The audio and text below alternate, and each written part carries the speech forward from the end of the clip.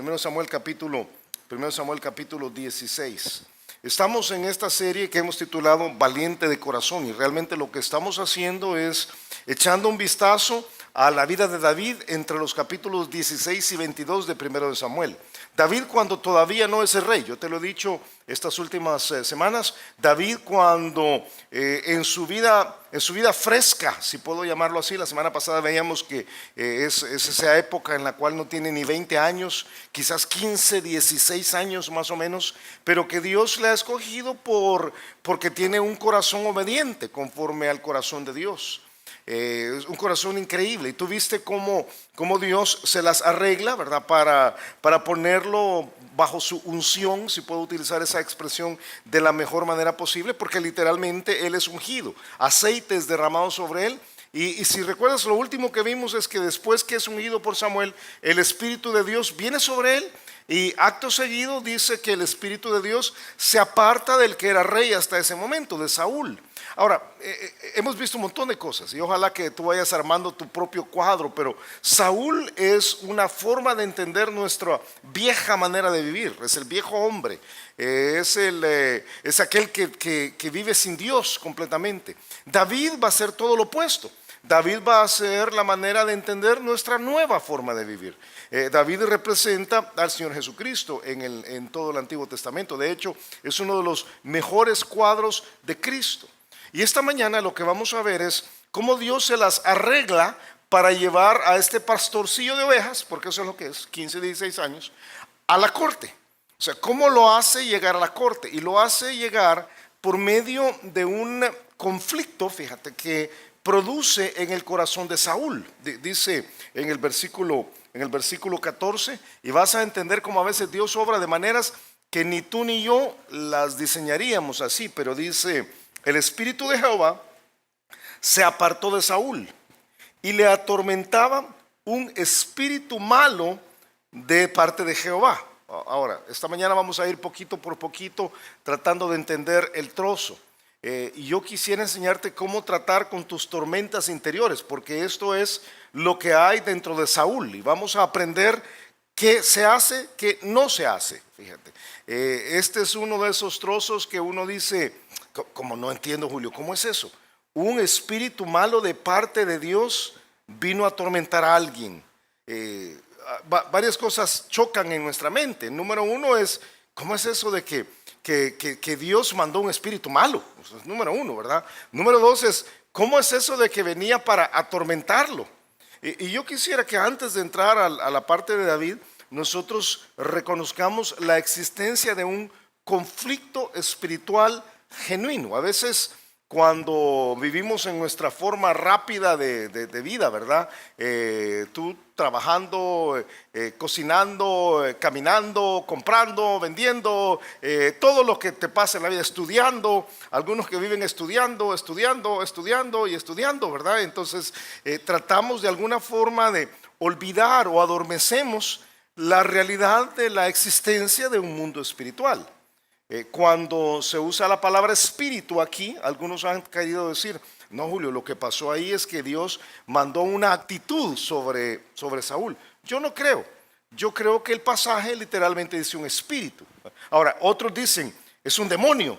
Yo no creo tampoco, porque el pasaje no dice un demonio. El pasaje dice que un espíritu de parte de Dios venía para atormentar a Saúl. Vamos a aprender un principio aquí antes de meternos a la vida de David propiamente. El mundo espiritual existe. Fíjate, el mundo espiritual existe. Y el mundo espiritual está en conflicto. Vas a ver en unos momentos que todo lo que pasa aquí es realmente un conflicto de naturaleza espiritual. La creencia de que tú y yo podemos permanecer neutrales en esa guerra espiritual es una ilusión falaz. O sea, a veces creemos que yo puedo abstraerme de esa realidad del mundo espiritual si sencillamente sepulto mi cabeza y sepulto mis intenciones y sepulto mi tiempo en una avalancha de cosas que tienen que ver con la vida normal. Pero por favor, no seamos ingenuos. El mundo espiritual existe. Y no quiero esta mañana asustarte, ¿verdad? Pero aquí alrededor de nosotros hay toda clase de realidades espirituales. O sea, si miras a la par tuya, Si miras detrás tuyo, ¿verdad? Uno dice, ¿qué es eso, verdad? ¿Cómo funciona eso, verdad? Ángeles, demonios, espíritus. ¿Cómo es que el asunto funciona verdaderamente? La Biblia dice en Lucas capítulo 11 que cuando pensamos en el mundo espiritual debemos entender que o estamos del lado de Dios o estamos contra Dios. O sea, no puede ser neutral en esto. El Señor Jesucristo dijo, el que no es conmigo, contra mí es, y el que conmigo no recoge, desparrama. Lo que está diciendo es, o estás en esta batalla espiritual, estás del lado de lo que Dios hace, o en esta batalla espiritual eres, voy a decir así, una víctima de toda la guerra. Yo voy a proponer que nadie aquí es satanista, o sea, voy a asumir eso. Ojalá, ¿verdad? Ojalá, ¿verdad? O sea, que no tenemos un problema aquí, pero aunque con el tamaño de nuestra congregación, a saber, ¿verdad? Ahora sí, mira a la persona que tienes a la par y preocúpate un montón, por favor, ¿verdad? Si le ves las cejas enarcadas y las orejas puntiagudas, el asunto está complicado, ¿verdad?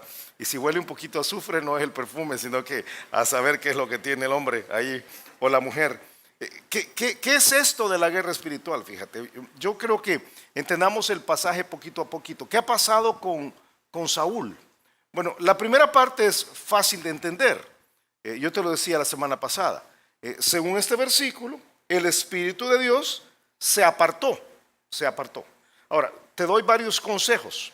Cuando estás estudiando la Biblia, no saques tu doctrina del Espíritu Santo del Antiguo Testamento, porque una tendencia de algunos podría ser, o sea que el Espíritu de Dios se apartó, el Espíritu de Dios se puede apartar de nosotros ahora.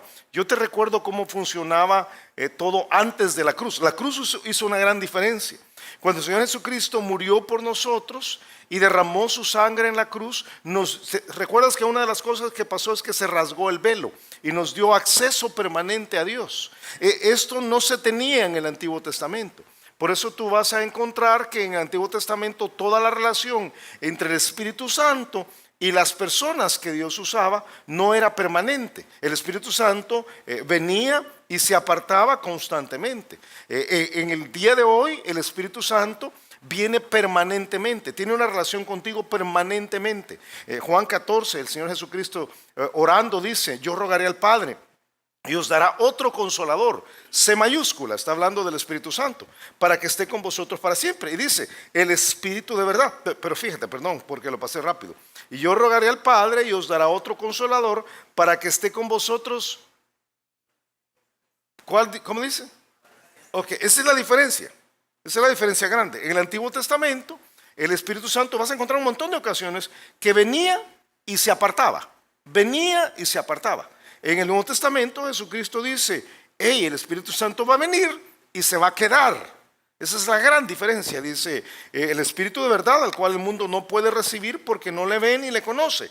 Pero vosotros le conocéis porque mora con vosotros y estará en vosotros. Entonces el día de hoy, cuando vemos nuestra realidad, nuestra relación con el Espíritu Santo, debes saber que si tú eres un hijo de Dios, si has recibido a Cristo, el Espíritu Santo vino a morar en ti, está dentro de ti de manera permanente. No pasaba así en el Antiguo Testamento. De hecho, el Espíritu Santo ahora una de las tareas que tiene es redimirnos, ¿verdad? Es una obra, parte de la obra redentora. En el Antiguo Testamento no lo hacía así. En el Antiguo Testamento el Espíritu Santo venía para capacitar a la gente para el servicio. Por eso tú vas a encontrar que en el caso de Saúl, el Espíritu había venido sobre él, para ayudarle a gobernar y para profetizar, pero nunca vino para salvarlo. Fíjate, no era el propósito. 1 Samuel 10:10, estudiamos esto hace meses, dice, cuando llegaron allá al collado, está ahí Saúl con un montón de profetas, he aquí la compañía de los profetas que venía a encontrarse con él, con Saúl, y el Espíritu de Dios vino sobre él con poder y profetizó entre ellos. Desde entonces el Espíritu Santo había venido sobre Saúl, él podía profetizar, él podía servir a Dios, pero aquí donde estamos viendo, el Espíritu de Dios dice, ya no quiero nada con él, me aparto y me voy. El Espíritu literalmente se quitó. Esto era trascendental en el Antiguo Testamento. Un salmo de David dice, el Salmo 51 dice, yo no quiero perder esta relación con el Espíritu Santo. Dice, no me eches de delante de ti y no quites de mí tu Santo Espíritu. O sea, ahora entiende, Señor, yo no quiero perder esto que he tenido tan preciado, dice David. Si recuerdas, Salmo 51 está dado en el contexto de confesar el pecado. Y dice, hey, yo no quiero perder esto. Vuélveme el gozo de tu salvación y espíritu noble me sustente. Ahora, tú dices, ahora que yo entiendo, era otro momento de la historia, el Espíritu Santo venía y se iba. ¿Hay algo parecido en nosotros ahora? Yo creo que sí. El Espíritu Santo nunca se quita, pero hay una realidad que puede suceder con el Espíritu Santo. Primera de Tesalonicenses, dice capítulo 5, versículo 19, dice, no apaguéis el Espíritu. Y apagar el Espíritu no habla de un interruptor, más bien habla como de una llama que tú has hecho que se reduzca casi a nada. Creo que algunos de nosotros corremos el riesgo, al igual que Saúl, al igual que un montón en el Antiguo Testamento, al igual que el mismo David cuando pecó, corremos el riesgo de apagar nuestra relación con el Espíritu Santo. Y el Espíritu Santo no te habla, parece que no está presente, está ahí porque ya Jesucristo lo prometió, pero casi que lo hemos disminuido. Y tú dices, ¿y por qué esto es importante? Porque estamos en una batalla espiritual. Esta es una guerra espiritual. No ganas, como vas a ver en unos momentos, no ganas una batalla espiritual sin recursos espirituales. Es imposible. Y el principal recurso espiritual es el Espíritu Santo. Entonces apagas el Espíritu Santo y te vuelves preso de una situación tremenda. En el caso específico de Saúl, lo que pasa es que hay una tormenta interior. Este espíritu llega a atormentar a Saúl. No sé si leíste el pasaje, pero literalmente así dice, ¿verdad? El espíritu de Jehová se apartó de Saúl y le atormentaba. Le atormentaba. Solo para que hablemos lo que es. No fue poseído por el espíritu. No es que alguien dice, Saúl estaba poseído por el espíritu. No, fue atormentado. ¿Y qué es eso? ¿Qué implica ser atormentado? ¿Sabes? La palabra que se utiliza ahí, la palabra Baat, habla de tener temor, de pavor, de un asombro, de atemorizarse, de aterrarse, de horror. Describe una paranoia emocional que le causaba profundo sufrimiento. Otro pasaje en Isaías, vas a ver, dice, implica sentir algo horrible, es algo horrible. Si alguna vez has tenido esa sensación de que te están persiguiendo y que algo terrible te va a pasar y un miedo profundo interno, eso multiplicado por un montón es lo que Saúl sentía. Fíjate qué tremendo. El espíritu se aparta y entonces él queda preso de sus, ahora voy a utilizar una palabra más coloquial, ¿verdad? De sus demonios interiores. Y viene una lucha espantosa. Alguien podría decir, Julio, ¿y eso es una depresión? Sí, quizás, yo no lo llamaría una depresión porque la Biblia no lo dice así, pero quizás algunos ahora así lo entenderían. Y eso es una paranoia de persecución. Sí, quizás yo lo llamaría así, o quizás un psicólogo moderno lo llamaría así, pero no era un problema mental. Creo que algunas veces decimos, yo tengo tanto estrés, ¿verdad? Estoy pasando por tantas situaciones y lo que tenemos es una batalla interior causada por el conflicto espiritual. Es un demonio entonces. No estoy diciendo que es un demonio. Estoy diciendo nada más que estamos en una batalla espiritual y nuestro espíritu se afecta.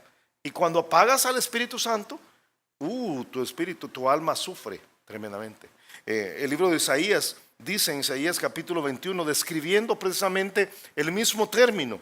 Dice, por tanto, dice Isaías, mis lomos se han llenado de dolor, angustias se apoderaron de mí, como angustias de mujer de parto. ¿Te acuerdas, hermana, cuando estaba por venir el parto? Cuando ya venían los primeros dolores. ¿Te acuerdas la preocupación que había en tu corazón? ¿Verdad?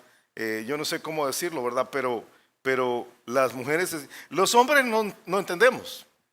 El hombre, hasta a veces decimos que exagerada, ¿verdad? Como grita, pero la angustia es tremenda. Entonces dice Isaías, ese temor es lo que estoy describiendo, como la angustia de una mujer de parto. Me agobié oyendo y al verme he espantado. Se pasmó mi corazón, el horror me ha intimidado. Esa es la misma frase que se usa para para Saúl. Dice, qué terrible. La noche de mi deseo se me volvió en espanto. Tengamos un poquito de empatía con el viejo hombre aquí. Saúl está pasando por una situación muy, pero muy crítica. ¿Por qué? Porque el Espíritu Santo se apartó de él. ¿Por qué se apartó de él? Ya lo hemos estudiado todas estas semanas. Porque él se apartó de Dios. O sea, él se apartó de Dios, apagó el Espíritu y lo que viene es un conflicto interior terrible. Dice, creo que aquí, dice, aquí quien vive sin Dios, tarde o temprano termina experimentando sus propios demonios. El sufrimiento del alma es terrible. Yo te propongo que si tú tienes tus propias batallas interiores, y uno viene un domingo en la mañana y nadie sabe, no se sabe quién está luchando con qué, ¿verdad? Pero si tú tienes tus propias preocupaciones, tus inquietudes terribles, si eres de los que se pasan en la noche cavilando, pensando que no sabes cómo vas a salir y cómo va a ser la situación y todo lo demás que viene, ¿verdad? A veces bromeamos, la gastritis, la colitis, se te está cayendo el pelo, ¿verdad? Se te caen los dientes, y uno dice, hey, y tú sabes, entonces yo no sé cómo hago, no sé cómo hago. Y quizás no puedes decirlo, ni podés ir delante de un médico y decir, me duele tal cosa, porque lo que duele es el alma. Ok, el problema es espiritual. El problema no es físico. El problema no es el juego de circunstancias. Vas a ver que unos instantes tratan de arreglar el problema desde el punto de vista físico, pero no es así. El problema es que hay una batalla espiritual. Y en esa batalla espiritual, Saúl es realmente el que está pasando por la situación, quizás descrita por Proverbios 17:22. El corazón alegre, dice, constituye buen remedio, mas el espíritu triste seca los huesos. Pregunta. ¿Eres alegre? ¿Eres alegre? ¿Cuántos aquí dirían, yo soy una persona alegre? Ok, no muchos. Me preocupa ahora, ¿verdad? Me preocupa, ¿verdad? ¿Y cuántos dirían, ¿te acuerdas de aquellos muñequitos? Oh cielos, qué horror, todo va a salir mal, ¿verdad? Pero algunos son así, oh cielos, qué horror. Miren, Julio, ya vio cómo hace el otro año me van a despedir, qué espantoso, y viene toda la situación difícil, qué horroroso. Es un sufrimiento interior. ¿Sabes que eso tiene repercusiones físicas? En el caso de Saúl, todo el mundo dice, aquí hay un problema. Es más, los que están a su alrededor hacen un buen diagnóstico. Los que están alrededor dicen en el versículo 15, mira, dice, y los criados de Saúl le dijeron, he aquí ahora un espíritu malo de parte de Dios te atormenta. Qué tremendo, porque era evidente, era notorio lo que estaba pasando ahí. A mí me impacta, fíjate que este espíritu, no solamente el espíritu llegó a atormentar a Saúl, sino que lo que me espanta es que digan, vino de parte de Dios. Y aquí voy a explicar algo que quizás a veces se nos pasa por alto cuando estudiamos la Biblia. A menudo la gente dice, yo no entiendo eso. Yo no entiendo un pasaje de la Escritura. Ok, quizás vamos a corregir aquí. La Biblia es fácil de entender. Es muy fácil de entender. Lo que es difícil a veces es de creer. O sea, aquí la Biblia dice que el Espíritu vino de parte de Dios. Eso entendemos. Vino de parte de Dios. 5 veces lo dice en los siguientes versículos. El espíritu malo vino de parte de Dios. Pero no solamente lo dice esas 5 veces. Si vas a 1 Samuel capítulo 18, versículo 10, no tenemos el tiempo, pero si vas a 1 Samuel 19:9 también, o si vas a Jueces 9:23, vas a encontrar que un espíritu malo vino de parte de Dios. ¿Sabes qué es lo que nos cuesta? Creer que así sea. O sea, es fácil entender, es fácil entender lo que dice el texto. ¿Qué quiere decir eso, Julio? Quiere decir que vino de parte de Dios, sí, eso es lo que quiere decir. Yo he escuchado, y al estar estudiando una vez más este pasaje, gente tratando de explicar por qué lo que el texto dice no es lo que dice. O sea, que dicen, no, Julio, es que no era un espíritu malo que vino de parte de Dios. es que era un espíritu complicado que vino de parte de Dios. Bueno, sí, pero es un espíritu malo que vino de parte de Dios. O sea, no, pero es que quiere decir otra cosa. No, eso quiere decir. ¿Sabes por qué nos cuesta entender? Porque vienen las preguntas. ¿Por qué Dios mandaría un espíritu malo? Y Dios puede mandar espíritus malos. Y la otra pregunta es, ¿y si Dios mandó un espíritu malo a Saúl, puede mandar espíritus malos todavía hoy? Y aún peor, ¿y si Dios mandó un espíritu malo a Saúl y puede mandarlo hoy, puede mandarnos un espíritu malo a nosotros hoy? Y aún peor, ¿no será lo que estoy pasando lo que tengo un espíritu malo de parte de Dios? O sea, entonces uno dice, no, mejor pensemos que no entendemos. Pero yo quiero animarte que cuando leas el texto de la Biblia, creas lo que el texto de la Biblia dice. Ahí dice que un espíritu malo venía de parte de Dios. No defiendas a Dios, porque a veces inmediatamente dicen, no, Dios no manda espíritus malos. ¿Cómo no? La Biblia dice, por ejemplo, que al final de los tiempos, Dios va a mandar a aquellos que se queden en la gran tribulación. Probablemente tú recuerdas. Dice, en este tiempo que nosotros vivimos, los que se queden en el arrebatamiento, se queden en la gran tribulación. Segunda de Tesalonicenses capítulo 2 dice que por esto Dios les envía un poder engañoso para que crean la mentira. ¿Cómo es eso? Dios manda un espíritu engañoso. Sí, Dios manda un espíritu engañoso para que crean la mentira, a fin de que sean condenados todos los que no creyeron la verdad, sino que se complacieron con la injusticia. O sea, Dios va a hacer que las personas que queden no entiendan la verdad, porque ellos no amaron la verdad. Ahora te voy a decir algo que sí sucede.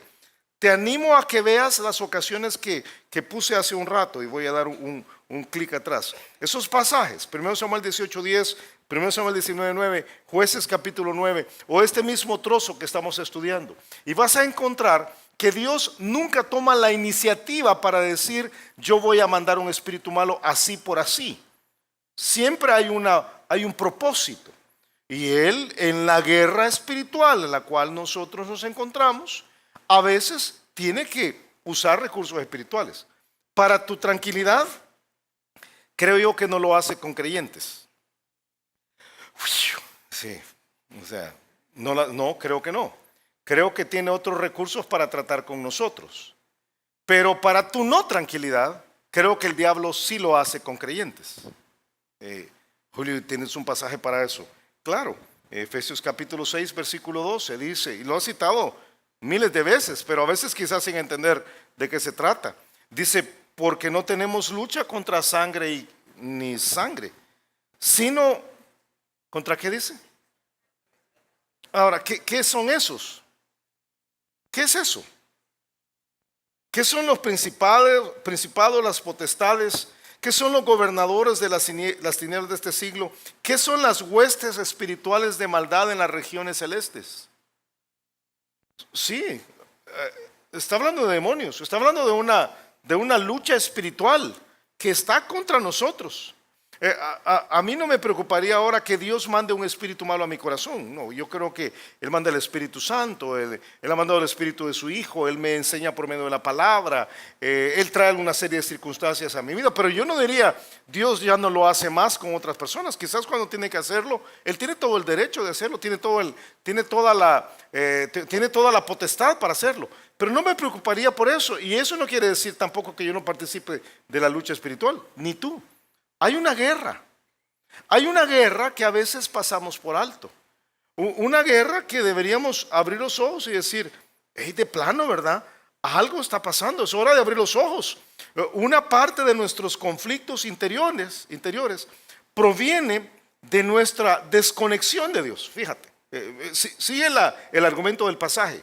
Saúl rechaza a Dios.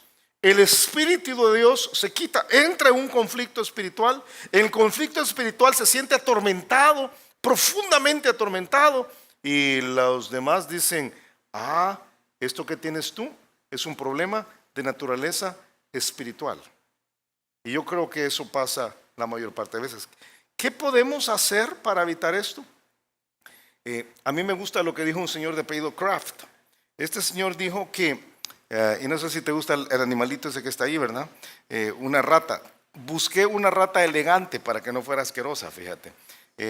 Y esa rata me pareció muy elegante a mí. Alguien dijo que, que los problemas espirituales es como tratar con ratas. ¿Por qué? Porque a las ratas les gusta la basura. Las ratas se meten en lo sucio y en lo oscuro. Los problemas espirituales son así. Son atraídos por la basura. O sea, ¿quieres tú la basura espiritual, digo ahora? ¿Quieres tú limpiarte de problemas espirituales y no tener un conflicto en esta área? Limpia tu basura espiritual. Entonces, esa es la forma. O sea, si tú quieres, tú sabes cómo funciona. Si tú tienes una casa que la casa está impecable, está limpia, íntegra, no vas a tener un problema con ratas. Pero si lo que tienes es acumulado un montón de, yo no sé, el diario de hoy de 1972, ¿verdad? Y todo lo demás que tienes ahí acumulado de entonces lo que vas a tener es un problema con ratas. Es igual espiritualmente. Si tú acumulas un montón de basura, vas a tener un problema en el conflicto espiritual. Creo que hay que tomar la decisión de decir, yo voy a limpiar mi problema espiritual. El problema se agrava, fíjate, cuando lo que pasa la mayor parte de veces es que la corrección que damos a nuestro problema espiritual es erróneo. A veces queremos tratar lo espiritual desde el punto de vista no espiritual. ¿Qué hacen los de la corte de Saúl? Mira, versículo 16. O sea, dice, qué tremendo. Son acertados para diagnosticar el problema. Pero vas a ver que como le pasa a ellos, nos pasa a un montón de personas. Sabemos cuál es el problema, pero la solución que damos no es la correcta. Ellos dicen, versículo 16, o sea, tienes un espíritu malo de parte de Dios que te atormenta. Diga pues nuestro Señor a tus siervos que están delante de ti, que busquen a alguno que sepa tocar el arpa, para que cuando esté sobre ti el espíritu malo de parte de Dios, él toque con su mano, ¿y qué dice? Y tengas alivio. Yo te planteo que uno de los grandes problemas de nuestro tiempo es buscar solución no espiritual a problemas de naturaleza espiritual. ¿Qué es lo que pasa ahí? Ellos dicen, hay un problema grande. Pongámosle una bendita, o como diríamos aquí en El Salvador, bendita con V pequeña, ¿verdad? No una bendita con B grande. Pero, ¿sabes cómo diríamos nosotros aquí? Pongámosle una curita. O sea, parchémoslo de alguna forma. Encontremos alivio. La expresión para alivio es una mejoría. O sea, de plano hay una depresión profunda, hay una circunstancia complicada ahí en el alma, entonces pongámosle una curita. Y dice, la curita que le vamos a poner es música. Hay música. O sea, yo tengo una situación difícil en el alma, entonces voy a encontrar algo que me alivie ahí, música. Y que yo quiero que me entiendas, me encanta la música. Pero la música no es la solución para un problema espiritual. Ni lo es un montón de otras realidades que a veces ponemos. Yo lo que necesito es un hobby. O lo que necesito es cambiar de trabajo. O yo tengo este problema interior, yo tengo que divorciarme quizás, ¿verdad? Si me encuentro otra mujer, tal vez eso me cambia el problema. O me voy del país, o me cambio de iglesia, o hago lo que pongo es una curita. El problema es espiritual, el problema es interior, pero lo que ellos dicen es, no, encontremos algo que venga y te distraiga, y traigamos a un buen músico, y entonces de seguro el buen músico te va a quitar el problema. Yo te planteo, ¿verdad? No se arreglan problemas interiores con soluciones temporales. No se arregla un problema espiritual con una solución física. 2 Corintios 4, 17 nos lo recuerda, dice, porque esta leve tribulación momentánea produce en nosotros un cada vez más excelente y eterno peso de gloria. O sea, lo espiritual nos hace entender la vida espiritual, los conflictos espirituales nos hacen entender la grandeza de la vida espiritual. Dice, no mirando nosotros las cosas que se ven, sino las que no se ven, pues las cosas que se ven son temporales, pero las que no se ven son eternas. Yo tengo una situación interior ahí, entonces, ¿qué voy a hacer? Voy a tomar una pastilla. ¿Sabes lo que está diciendo? Me voy a tomar una pastillita para el dolor de cabeza, pero lo que tú tenés es un tumor del tamaño de un coco. Pero quizás una buena pastilla, ¿verdad? Me lo quita. No funciona así. Nunca funciona así. Música no iba a ser la respuesta para Saúl. Yo te pregunto, ¿cuál era la respuesta? ¿Cuál es la respuesta a un problema espiritual? ¿Cuál es? Es espiritual, ¿verdad? Si todo comenzó por apartarse de Dios, y al apartarse de Dios se abre la batalla espiritual, y en la batalla espiritual tú sales afectado, entonces la respuesta es regresar a Dios. Y el asunto se resuelve. Ven a Lamentaciones capítulo 3, quizás el pasaje en Lamentaciones te hace un poco más de clic ahí en el corazón, porque creo que es el problema de algunos aquí esta mañana. Tú tienes un conflicto interior y estás queriendo resolverlo de un montón de maneras, ¿verdad? Yo tengo un problema, ¿verdad? Yo he escuchado a tantos jóvenes a través de la vida, yo lo que necesito es casarme, Julio. Y yo pienso, no, lo que necesitas no es casarte, ¿verdad? Porque vas a llevar tu problema a otro lugar. O algunos que dicen, yo lo que necesito es divorciarme. No, porque vas a llevar tu problema al otro lugar. Y el problema es interior. El problema no se resuelve poniendo una curita. Dice Lamentaciones capítulo 3, versículo 31. Dice, porque el Señor no desecha para siempre. Bueno, ojalá que Saúl hubiera entendido esto. El Señor no desecha para siempre. Antes, si aflige, y fíjate, a veces aflige, también dice, se compadece según la multitud de sus misericordias. Porque no aflige ni entristece voluntariamente a los hijos de los hombres. Lo que te decía hace un rato. Él no viene por molestar a traer una situación complicada. Él sí aflige por una razón. Y dice versículo 34, desmenuzar bajo los pies a todos los encarcelados de la tierra, torcer el derecho del hombre delante de la presencia del Altísimo, trastornar al hombre en su causa. El Señor no lo aprueba. O sea, él no está buscando cómo destruirnos, es lo que dice. ¿Quién será aquel que diga que sucedió algo que el Señor no mandó? O sea, Dios lo hace, pero no porque Él quiere. De la boca del Altísimo no sale lo malo y lo bueno. ¿Por qué se lamenta el hombre viviente? Lamenta el hombre en su pecado. Y luego dice en el versículo 40, es precisamente dando respuesta a estas preguntas. Escudriñemos nuestros caminos y busquemos. ¿Y qué dice? Y volvámonos a Jehová. Levantemos nuestros corazones y manos al Dios en los cielos. Nosotros nos hemos rebelado y fuimos desleales. Tú no perdonaste.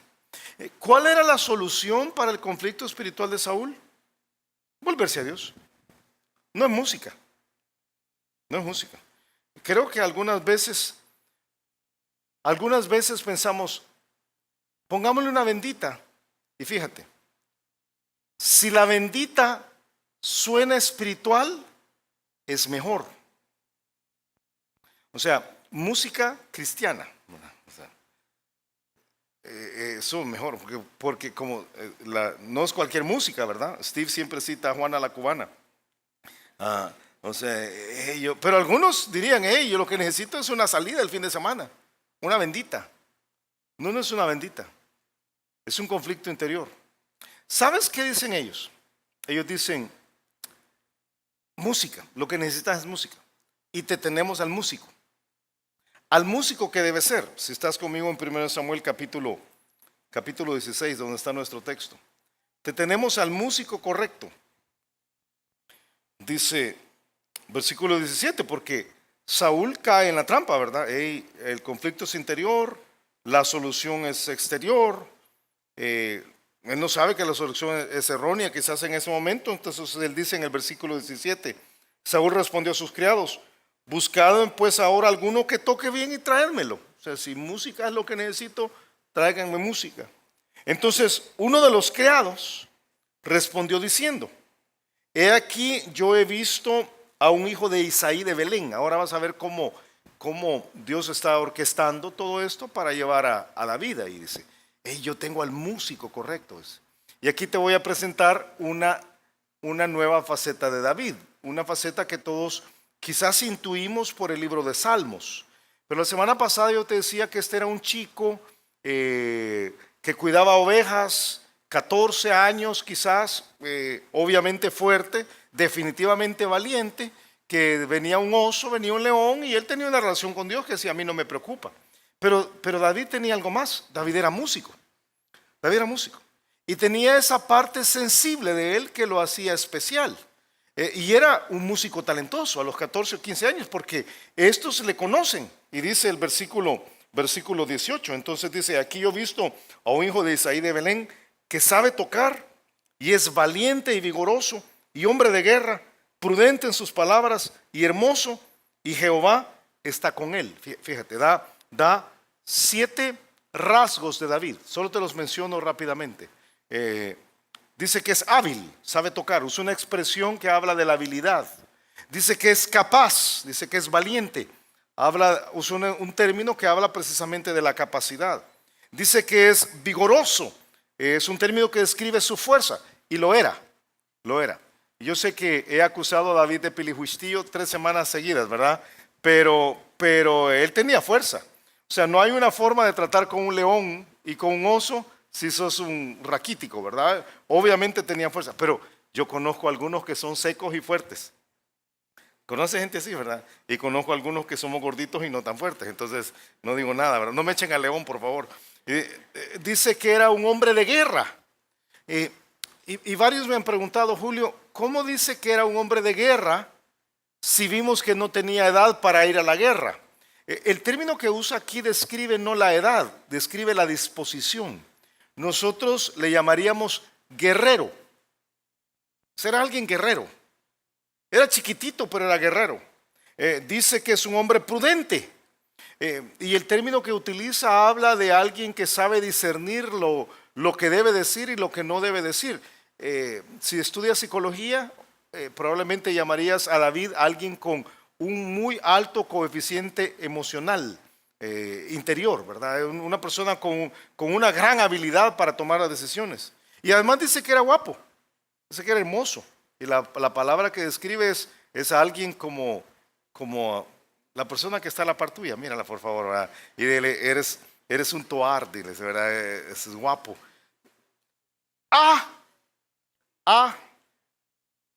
Además, es espiritual. Fíjate qué tremendo. Dice, y Dios está con él. O sea, tiene un montón de cosas. Y Dios está con él. Yo no sé si ves la forma de pensar de los siervos de Saúl. O sea, aquí tienes a alguien que tiene la música que tú necesitas, y Dios está con él. O sea, mira qué calidad de música, y es cristiana. Y eso es lo que necesitas. Pero eso es un error. Este es un error. Recuerda que David es un cuadro de Jesús. Podemos buscar a Jesús como un elemento de la vida espiritual que trae entretención. Eso es lo que quieren de David, que los venga a entretener. Hasta alivio a nuestra realidad, pero sin que sea el rey. Yo te planteo que es uno de los problemas grandes de nuestro tiempo. Es buscar a Jesús por lo que Él nos puede dar, porque Jesús es todo lo que acabas de leer y más. O sea, es capaz, es hábil, es fuerte, es valiente, es vigoroso, es bello. Y Dios está con Él. Pero es la búsqueda de David porque tengo un conflicto interior y algo que Él me puede dar, entonces me beneficia. Y es un error. Es un error descomunal. Nos equivocamos cuando buscamos a Jesús por los beneficios que Él nos trae, sin ponerlo en control de nuestra vida. Lo que ellos van a decir es, tráiganos a David para que nos entretenga. Y perdón que haga la aplicación para nosotros tan directa. Pero es lo que hacemos algunos de nosotros con Jesús. Que Jesús venga y nos entretenga. Que Jesús venga y trate con alguna de nuestras áreas. Que Jesús venga y me saque del lío. O sea, ojalá que me saque de esta circunstancia en la cual estoy. Pero no lo traigo para ser el rey. Lo traigo porque Él sabe hacer algo que a mí me beneficia. Y es un error. Es un error ponerle el apellido de cristiano a la solución que yo necesito. Hey, yo necesito una esposa, pero que sea una esposa cristiana. Y necesito unas vacaciones, pero que sean unas vacaciones cristianas, ¿verdad? Y quisiera tener unos amigos cristianos que me lleguen a ver películas cristianas para que yo pueda tener un relax cristiano de esta situación interior. Y entonces de seguro esto me va a sacar a mí y voy a sustituir mi relación con Dios por todas estas cosas que pueden venir buenas para mí. Es un error. Es un error que nunca funciona. Dios quiere darte vida plena, pero viene por la relación con Él. Juan 10:10 dice que el ladrón no viene sino para hurtar y matar y destruir. Y Jesús dice, yo he venido para que tengan vida y para que la tengan en abundancia. ¿Qué hace Saúl? Venga, 1 Samuel capítulo 16. Dice que Saúl lo que hace es manda a traer a David. Y quiero, para cerrar esta mañana, quiero que veas, yo no sé, no encuentro una mejor forma de explicarlo, la creatividad estratégica de Dios. Fíjate cómo ha sido. Aquí está un pastorcito a quien Dios ha ungido. Allá está el rey, no tiene nada que ver con el pastorcito. ¿Cómo hacemos para llevar al pastorcito adentro del palacio del rey? Dios podría hacer, fíjate, Dios podría chasquear los dedos y hacer aparecer adentro, pues no lo hace. Él siempre usa las vías humanas. Entonces, ¿cómo lo hace? Ok, el rey se ha apartado de Dios. Ok, voy a quitar mi espíritu y voy a enviar un espíritu que lo haga sentirse que se está muriendo por dentro. Y él, conociéndolo, va a tomar el recurso de buscar consejo con los que están alrededor de la corte, y ellos le van a pedir que sea músico. Y este pastorcito, él necesita música, este pastorcito toca música. Entonces voy a arreglar todo para que el pastorcito termine tocando música dentro del palacio del rey. Y es pura creatividad. Dios hace las cosas así. Dios arma algunas veces unas formas de conectar situaciones que uno dice, ¿y cómo fue eso? Pues, Dios. No son coincidencias, es Dios obrando por creatividad estratégica. Entonces dice aquí, versículo 19, y Saúl envió mensajeros a Isaí diciendo, envíame David tu hijo, el que está con las ovejas. O sea, no me vas a mandar a los grandototes, ¿verdad? Que no me sirven para nada.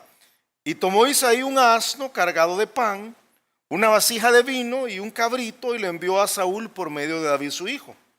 Y viniendo David a Saúl, estuvo delante de él, y él le amó mucho. Qué tremenda frase esta. Saúl, el viejo hombre, ama mucho a David. ¿Por qué? Porque le está ayudando, está sacándolo de su problema. Y dice que le hizo su paje de armas, o sea, el que andaba cargándole el escudo y las lanzas. Y Saúl envió a decir a Isaí, yo te ruego que esté David conmigo, pues ha hallado gracia en mis ojos, o sea, déjamelo permanentemente. Y cuando el espíritu malo de parte de Dios venía sobre Saúl, David tomaba el arpa y tocaba con su mano.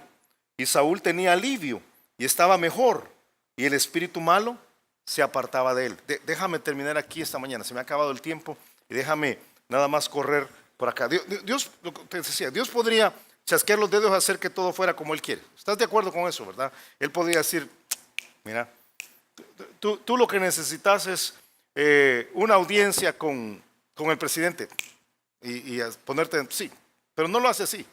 Él te lleva por un proceso largo. Por eso siempre decide ir por las vías humanas.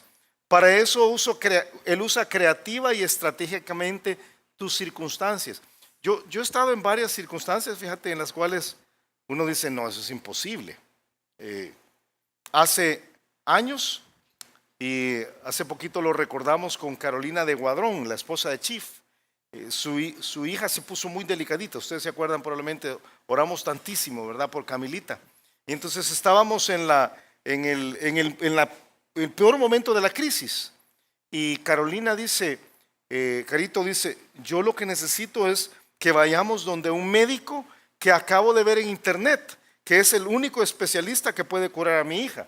Ahora ese médico estaba en Estados Unidos, una eminencia, alguien que imposible de tratar. Y yo te voy a decir lo que yo pensé. Se lo dije hace poquito a Carito. No, Carito, eso es imposible. O sea, eso es como que tú digas, yo quiero ir a la NASA. O sea, es imposible. Y Dios arregló una serie de circunstancias increíbles, increíbles. De forma que este médico terminó viendo a Camilita. ¿Y cómo fue eso? Alguien que conocía a otra persona que regaló unos boletos, que llegó donde fulano de tal, que dijo que tenía una nieta que había sido tratada por alguien en un hospital donde estaba la persona, y entonces ¡plac! Todo se amarra. Es Dios, es Dios, es Dios. Dios es muy creativo. O sea, cuando Él está buscando que algo se dé, se da, aunque tenga que utilizar el mismísimo conflicto espiritual. O sea, Él es muy creativo. En este caso, fíjate, lo que Él quiere es poner a David cerca del trono, y lo logra. Hay un cuadro tremendo, no tenemos el tiempo para ver cada espacio del cuadro, pero te lo menciono. Te recuerdo, número uno, que Dios es creativo. Conozco a Jehová, dice Jeremías 10:23, que el hombre no es señor de su camino, ni del hombre que camine es ordenar sus pasos. O sea, Dios está de alguna forma tratando. Hay un pasaje más en Salmos que a mí me impacta. Salmo 115:3 dice, nuestro Dios está en los cielos, todo lo que quiso ha hecho. Salmo de David, por cierto. O sea, Él sabe cómo arregla las cosas. Todo lo que quiso ha hecho. Mira lo que pasa con David, lo que sucede ahí. Solo te doy el cuadro por el tiempo. Él es como Jesús. Este es un cuadro perfecto de Jesús. El Padre envió a David, en este caso a Saúl, como el Padre envió a Jesús, en este caso a nosotros. David se sabía rey, pero no se impuso. O sea, igual que Jesús. Jesús vino siendo el rey, pero dice la Biblia que Él se humilló hasta la muerte. Dice que fue un siervo completamente. De hecho, ese es mi tercer punto. David fue enviado a servir, como Jesús vino para servir. Pero los dos tenían derecho de ser rey.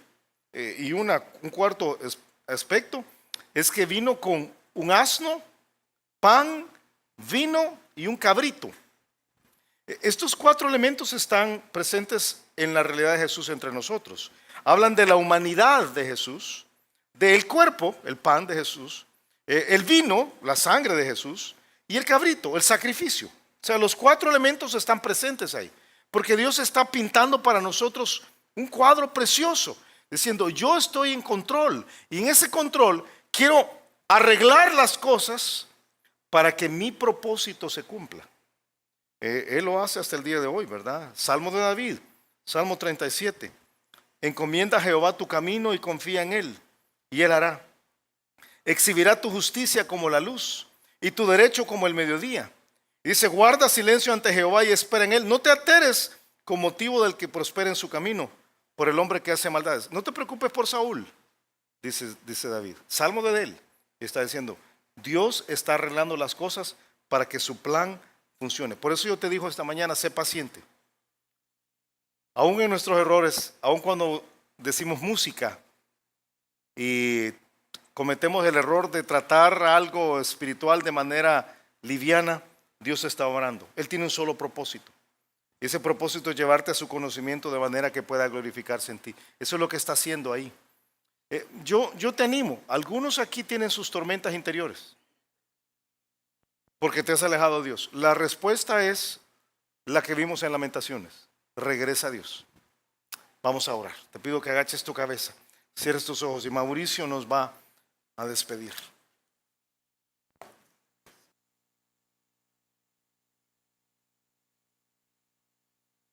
Vemos. Padre, gracias Señor por tu palabra, una vez más predicada con poder, porque tú Señor has puesto las palabras en el predicador para enseñarnos a cada uno de nosotros por qué estamos como estamos, para que podamos entender que debemos humillarnos delante de ti para que podamos entender que necesitamos cambiar. Necesitamos no solo entender que tú nos has salvado, sino que entender que tú quieres ser el Señor de nuestras vidas. Y que en muchos casos nosotros sí hemos entregado nuestra vida a ti. Hemos recibido la salvación, pero no hemos dejado que tú gobiernes nuestra vida. Si después de lo que has escuchado durante la última hora estás dispuesto a entregarle tu corazón a Jesucristo, estás listo para abandonar lo que has sido hasta este momento y le dices al Señor, aquí está mi vida, yo quiero la vida plena, yo quiero la vida completa que tú tienes para mí y quiero la salvación al morir. Entonces, entrégale tu corazón a Él y hazlo por medio de una oración. Así que, ¿por qué no oramos? Bueno, y tú puedes repetir esta oración conmigo. Vamos a orar y repite estas palabras al Señor si quieres recibir a Jesucristo. Oremos. Padre, gracias por tu amor y gracias por tu salvación. En este momento me doy cuenta que soy pecador y que no puedo salvarme a mí mismo. Me arrepiento de todos mis pecados y te abro la puerta de mi corazón. Entra, Jesús, sálvame, cámbiame, pues yo me entrego a ti. Gracias por oír mi oración y gracias por salvarme. En el nombre de Jesucristo te lo pido. Amén. Si te gustó el mensaje, queremos aprovechar para invitarte a nuestra iglesia. Aquí puedes aprender más acerca de Dios, más acerca de los planes que tiene para ti también. Así que ven a la iglesia donde puedes aprender más acerca de la Biblia. Será para nosotros un placer recibirte en el campus Miralvalle, en Crown Plaza, en Lourdes o en Apopa. Y si vienes porque has visto una de estos videos, y yo te pido que te presentes con nosotros, que nos busques a cualquiera de los dos al final de los cultos y con mucho gusto te vamos a recibir. Que Dios te bendiga.